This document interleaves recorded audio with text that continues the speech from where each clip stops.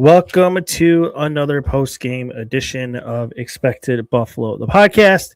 We are brought to you by One Pie Pizza, onepiepizza.com, and Hiller and Comerford, hillercomerford.com, 1866 Hiller Law for your local personal injury disability go-to.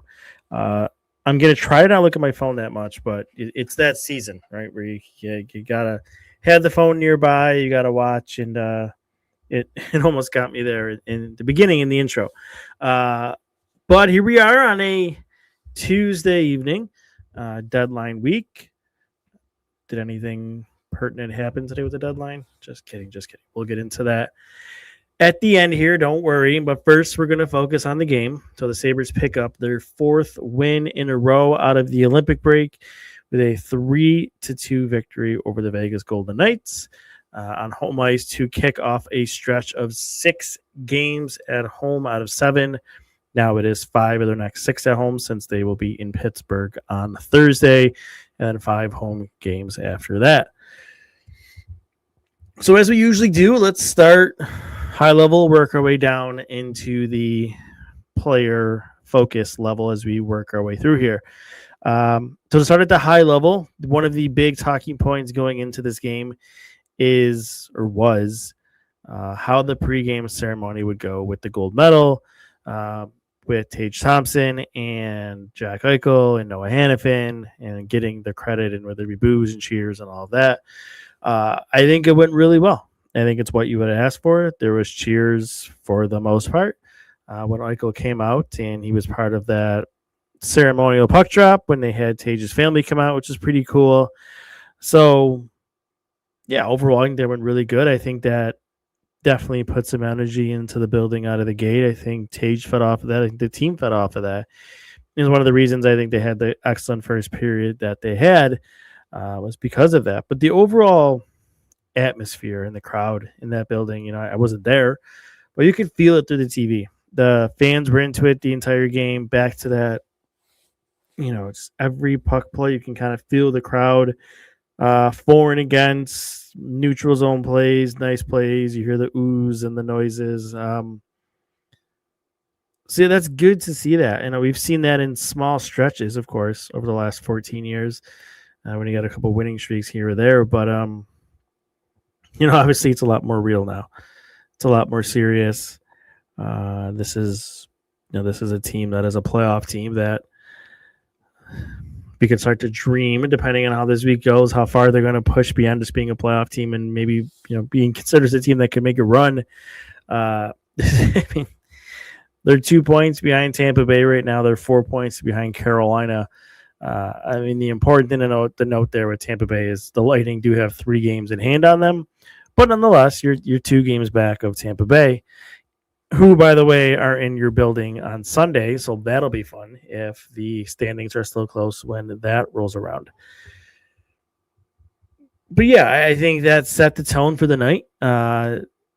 Even when things started to slow down in the second and third period, from at least the Sabres performance level, I thought the crowd and the fans were still into it. And that's good. That's exciting. It really gets you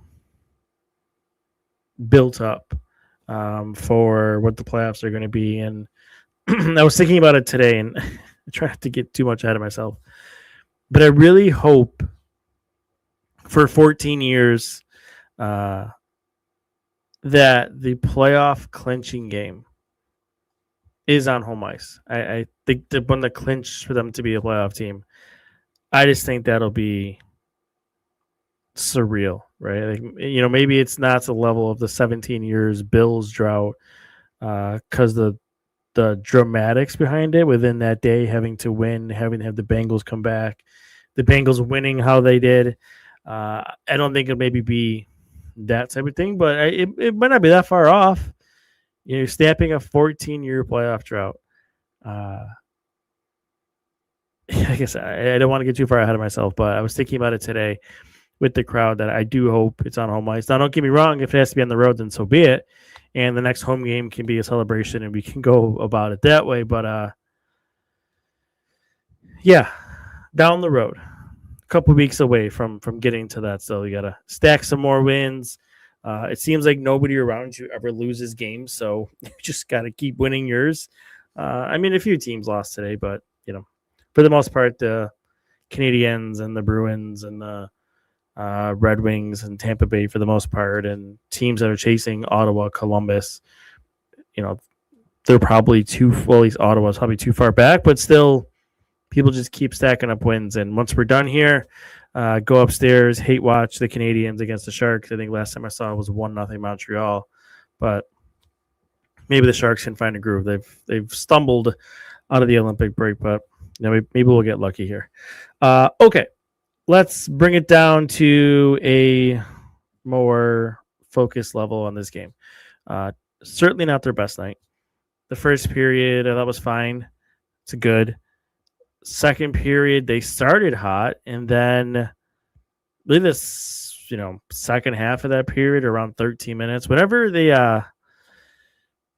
Vegas got that first goal in the wraparound, it sunk from there on out. They just didn't have that same jump. They didn't have the same go that they showed in the first period.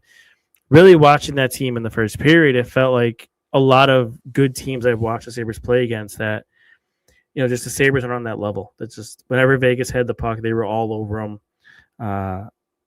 Hard on the forecheck, taking the puck away in the neutral zone, just really making it difficult for Vegas. And that went away as the night went on. I mean, it came back at parts, but it wasn't consistent. And I think when they're playing their best hockey is when it's consistent like that, is when they're really playing with their speed, using their forecheck, using their tenacity to get pucks away, to get opportunities. The puck movement, for the most part, felt pretty crisp, so that was good to see. In the offensive zone, at least thought that was pretty good. But, you can't have your best night every night. And it's weird with this team. It's not a bad thing, but they jump out to big leads. It feels like a lot. 2-goal, 3-goal leads. And, it kind of feels like they sag after that, which maybe they do, but at the same time, then you go into, defending a multiple goal lead and you pull back on your chances. You don't want to get caught. So that's kind of the thing you have to think about as you're watching some of these games play out. And then, when you go back to looking at the numbers and the score effects behind it, those are all things you have to take into consideration. But, not your best game. A rare high event game too. You don't see that very much, especially against, Vegas, who doesn't give up a lot at 5-on-5 traditionally throughout this season. High event game for both teams, and that could be marked by a few specific opportunities to boost that. But I think at 5-on-5, Vegas was a little bit over 3, and the Sabres were at 2.7. So that's a decent number for what they've done for most of the season. But a win's a win. 2 points are 2 points. 78 points now, holding at the moment. You have a points and points percentage lead in the Atlantic Division. Like I said, you're 2 points behind Tampa Bay, but again, three games in hand for the Lightning. So that's the caveat you have to really note there. Those 3 games, that's significant. Now Tampa Bay will make up some of them this week, but we'll see where things shake out by Sunday. I think it could be fun. It could be a fun game, especially where things ended last time for sure. That'll be a fun one on Sunday. Where else do you want to go? The Norris line. I wanted to call them out. I thought, the goals aren't really coming for that group, which makes me a little bit nervous about a breakup because the scoring is not there, but the numbers behind it are good. Once again tonight, they were a 62% hockeystats.com expected goal share, 65% shot share. I feel like they generated and created opportunities, especially in the first period. I felt like Oslin and Doan really made their forechecking known. I like the speed that Norris had throughout most of the night. That was noticeable too. So, that line I thought was good. The numbers behind the McLeod, Quinn, Zucker line are kind of nutty. In hockeystats.com's model, they were a 1.28 expected goals for at 5-on-5 and a 0.26 expected goals against for 83% share. I mean, for a line that it feels like at times, maybe post-Olympic break, wasn't really working and was living off of scoring. Not really the case post Olympic breaks. That they've put up some good on ice share numbers, and stick with that, right, and see how that goes. And if you add somebody else here to the roster, which we'll get to in a moment, then maybe you obviously will have to shake things up. But yeah, I'm pretty pleased with those two lines. The Tage line wasn't that good, but you had Thompson get the game-winning goal on a nice play. Krebs again, with an empty net, that guy just does it. He just makes plays. And this time it wasn't a goal.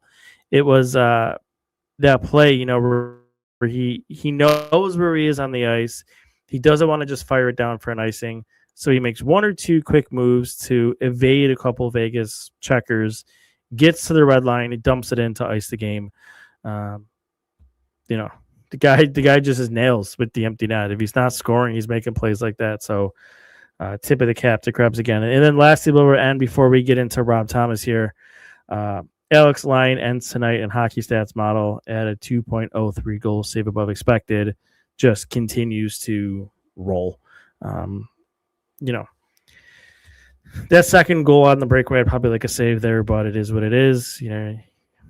Other teams are good too. The shooters are good. They score goals. But if you come out of the night at a 2.03 goal save above expected, I'm pretty pleased. Pretty pleased. I think he's on a I want to say it's like 9 or 10 games now I've seen where he's been a plus goaltender in that stat. So good for Lyon. Good for this team. The goaltending just continues to just roll. I think when I did the pregame stats that I put out, they were 4th in the NHL as a team in goal save above expected. 4th. Imagine going into the season and you were being told, not only was this team top 2 in finishing in all situations, but also 4th in goaltending in all situations.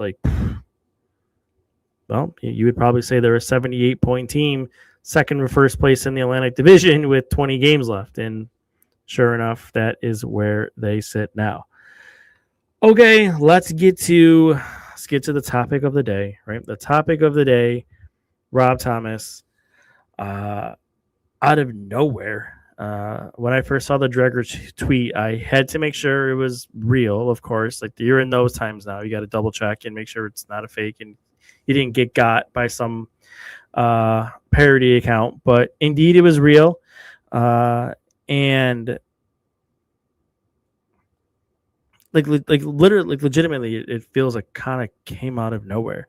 A lot of the talk and a lot of the focus has been around them adding depth at forward, at defense. There was always that caveat of, if the right opportunity presents itself to add a player with term, that's the important part. It wasn't going to be a rental. If they can add a player with term, that they would be open to spending the assets necessary to do that. Well, here's Rob Thomas. And the asking price for him is significant. And so it should be for a 26-year-old first or high-end second-line center that's, 80-point potential. That is what the price should be, is extremely high. And the Blues are in no rush to do this. I mean, with him having, 4 more years after this season left on his contract, they can take this into the offseason if they wanted to and evaluate, maybe more teams are in the picture and other players are become available.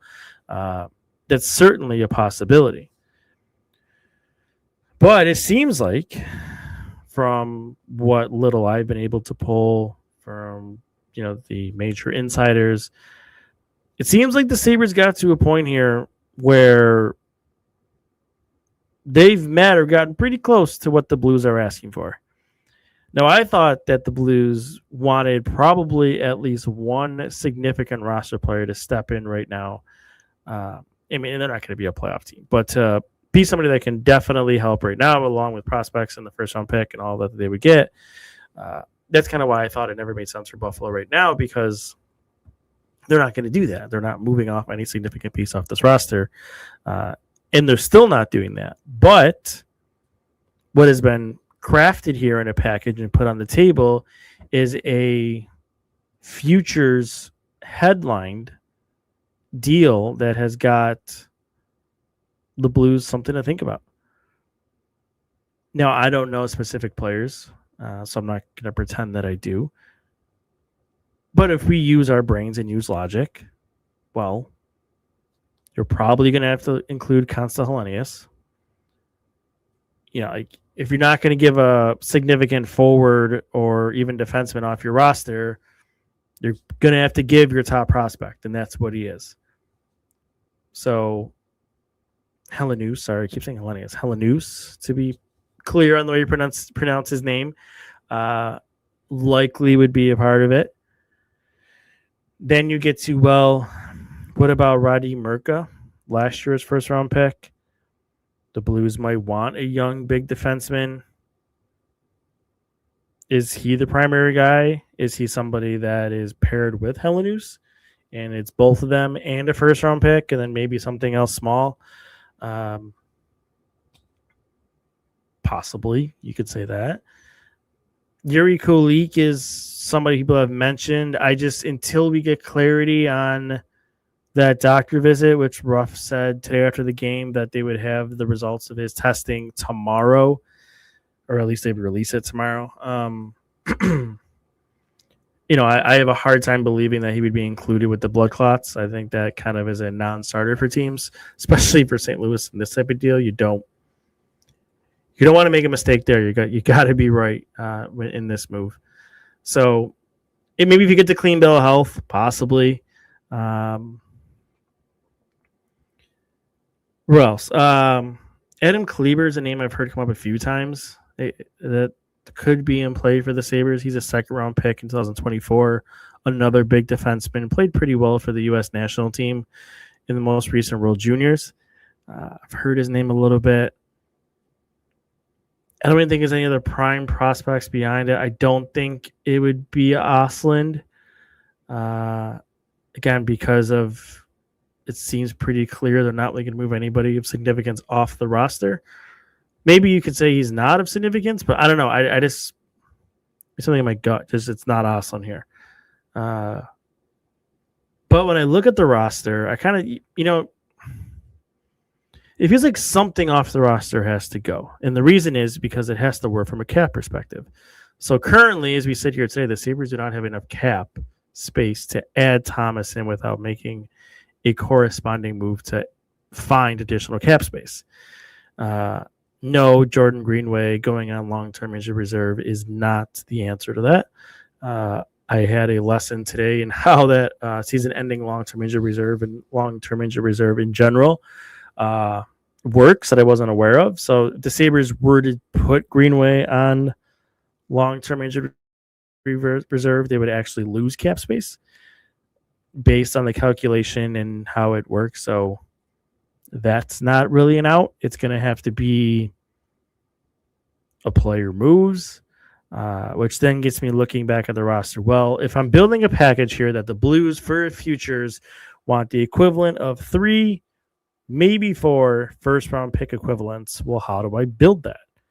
Well, I have a first-round pick you're going to have to give, whether it's 26 or 27. Let's just all be realistic and say it's going to be Helenius as the main prospect. And then it's Murka, or is it Murka and something else? Or is there no Murka and I get to Jack Quinn potentially? Again, first-round pick can help you right now. He makes the money work. This is just really speculation for me to be clear, but I'm just trying to put the puzzle pieces together of what I do know of a futures front-loaded package, 3 to 4 assets. How do you get there? We know from the Blues reporter for The Athletic that Byram isn't going to be in it. Owen Power is not going to be in it. So that's already 2 defensemen crossed off. There's nobody else from a forward perspective that's going to be in it. If anybody thought Alex Tuck, no, they're not going to do that. We're going to talk in a second, by the way. And 2, just the Blues have absolutely no need for him unless they have a flip they can do. But they're not going to do that. They're not moving Tuck. Then again, not moving significant pieces off their roster. So just simply not doing that. But yeah, I mean, that's, those are some players. Those are the types of packages you're looking at. All things that I'm okay. I mean, you got to think about any type of trade like this. It's got to hurt a little bit. And I think losing Consta would sting a little bit, but you got to give to get. And if you're adding a 26-year-old center on top of having Josh Norris, on top of having Tage, on top of having McLeod, and Oslin too is here, and if Kulik is fine, like there's not really a spot for Consta to get in here. You're kind of jammed at forward, not to mention that you have Doan, who just signed to a contract too. So there's not a lot of wiggle room to get him in, and that would make sense as him being the primary piece from a prospect perspective that would go out the door in this deal. I mentioned we'll get to talk, and let's say this doesn't happen, which I think it's a possibility. To be very clear, like there's nothing that's done. I don't even know if it's, but I would say imminent, maybe is the best word. I think the Sabres feel like they have put a good enough offer on the table. Someone just put Levi in the comments here. Colton Ellis is maybe somebody else that could be a part of this if you want to make some money work. I don't think Levi, but Ellis would make sense if the Blues are like, hey, give us him back, especially if they're going to look to move Bennington. That wouldn't surprise me, but we'll see. Is this kind of like a throw-in type thing? But anyways, to talk, like I was saying, like this might not happen for sure. The Blues have to be willing to do it, right? I mean, you could feel that you've gotten as close as you could to what their asking price is, but ultimately it's in the Blues court. I could be wrong on this. The sense that I've gotten from asking around and you kind of connect to is it doesn't feel like that the no trade clause that Thomas has is going to be an issue here. So, we'll put that there. Again, could be wrong, but it just doesn't feel like that. It doesn't seem like that's a hurdle here. I feel like we've gotten to the point, and he hasn't been asked, that's what the report was, and I don't think that's false. But there's ways to find out. And I think that they're pretty comfortable that if they can get to the right price and it meets the Blues demand, that the no movement clause will be fine. I keep getting away from where I want to go to the talk part here. But okay, so let's say this doesn't happen. All right, it doesn't happen, or even if it does, I think what we can take from this, one way or the other, is a sign of what their future plans are with Alex Tuch. Now, he's not getting traded before Friday. That's, to be very clear, that's not happening. But I think the willingness to be able to do this move is probably a good sign and picture that they've accepted that Alex Tuch is probably going to walk in the summer. The two sides, now with two general managers, have not seemed to get any closer. Seems like they're still pretty far apart in what they're asking for, with Tuch being at the Adrian Kempe area in the Sabres, I think being a couple $1 million. If you follow some reports and kind of some little information that I know, a couple $1 million below that. That's not good. So if you get Thomas, like you just simply can't bring Tuch back. There's no cap space for it. It just doesn't work. I mean, unless you were to move, I don't know if you can get Norris unloaded, but that feels difficult. Are you going to move one of your top 4 defensemen that really have been the key to your success this season? No, probably not. So that brings you to, if you're comfortable paying Alex Tuch $8 to $9 million and he's not, well, then I'll just go get something else for $8 million. I can just put it in its place, and that would be Rob Thomas. And then I think, like I said, if it doesn't happen, I still think they're going to go out and they're planning to go out to find a replacement for Tuck. And I think it just seems evident in all the signs pointing towards it that is going to be the ultimate outcome. He plays out this season. He gets them into the playoffs. We'll see how far that goes. And then, they'll probably have conversations again and see if they can bridge the gap or if Tuck will come down closer to where the Sabres are. So I certainly don't think the Sabres are going to go closer to where Tuck is. I'd be very surprised. And then, that he just goes to July 1st, arguably the top free agent in the market, and, gets what he can get. This is a guy who's really, for the most of his career, I think has been underpaid at $4.75 million for what he's able to do. So go out and get your payday, go out and get your money for your family. I respect that, no hard feelings. Tuck did what he could do for this team. He's going to be a part of the team that breaks the drought and a leader on that team and push them to get there. So, I feel like we're here in March, on March 3rd, and it seems like I'm pushing Alex Tuck out the door. There's a long way to go with that, but it's just something that I kind of thought about today in light of all of this, that it's just another clear sign that is the likely path we are headed down here in that area. So what's to look for the next 2 days, next few days? The Blues do play tomorrow night in Seattle to 10 Eastern puck drop. So obviously all eyes, if there's no trade, all eyes on if Rob Thomas plays in that game or if he's scratched. That will probably give an indication of how comfortable or close the Blues feel in that regard. So we'll keep an eye on that for sure. The Amerks are off until Friday, by the way. So there's no need to look for anything in terms of any of those prospects not dressing for Amerks games because they're off until Friday after the 4 o'clock deadline passes. So there's really nothing to worry about in that regard.